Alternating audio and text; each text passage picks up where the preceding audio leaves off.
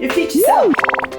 Now, at the moment, you're still living on a crayfish boat in the Torres Straits. And at this point in time, you're either fishing or diving with one of your brothers, or you're running around barefoot on one of the beautiful islands in the Torres Straits.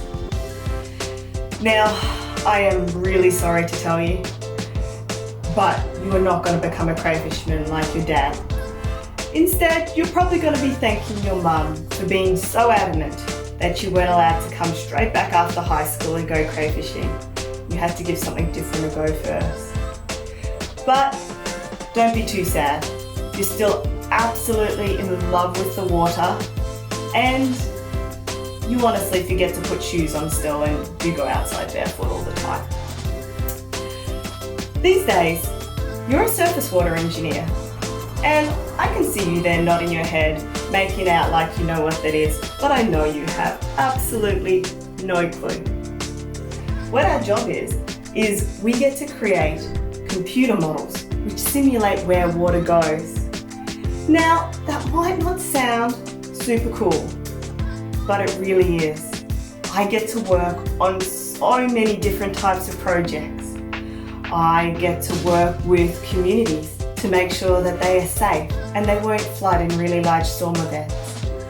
I've got to work on some of the largest pieces of infrastructure in Australia, such as highways, tunnels, bridges. I even get to work with communities to make sure that the community and the environment will have enough water in the future. So yeah, it is a pretty amazing job.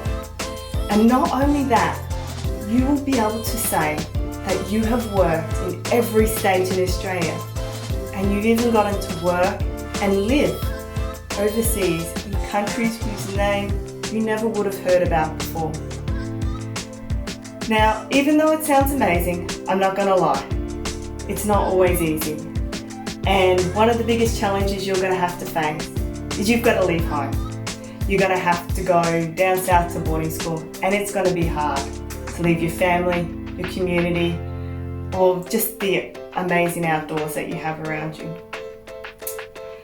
And cities are big, and you're going to have to sit an exam for the first time in your life.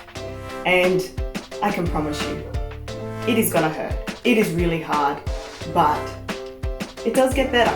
You get better at it. You just got to practice a bit. Now, I wouldn't stress if you don't know what you want to do when you finish school.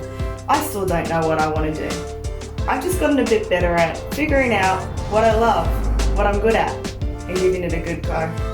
But when you do finish high school, you really won't know what you want to do. But you'll be given an opportunity to go overseas and live in Brazil for a year. And you're going to take it. It is going to be one of the most amazing years of your life. You will learn so many new things, see so many new things. You will get to learn a whole new language. But as well as that, it's going to remind you so much of home. It's going to make you miss home.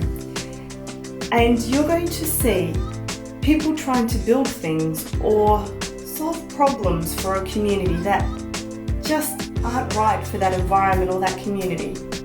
And it's going to remind you of how similar that is to the Torres Straits, and that you would love a job that would not only let you give back to your community, but other communities by solving problems which are right for that environment, that community. So when you get back to Australia, you're going to read about engineering, and you're going to think that, yeah, that might be a job which could let me solve problems. Now, a lot of people are going to tell you, engineering isn't for girls. But lucky for you, you're still stubborn as anything, and when you ask them why, they won't be able to give you a good reason. So go for it, give it a crack. And seriously, it doesn't matter that you're a bit different. You might not have had the same opportunities as everyone else in the city, but it doesn't matter. It doesn't make you dumber. You are not less smart than any of them. You've just had a different upbringing. You've seen different things. So get out there, give it a go, get outside your comfort zone, And honestly, it doesn't matter if things don't go to plan, things fail a little bit, because honestly, they're the things that you're going to have the best yarn out of at the end of the day.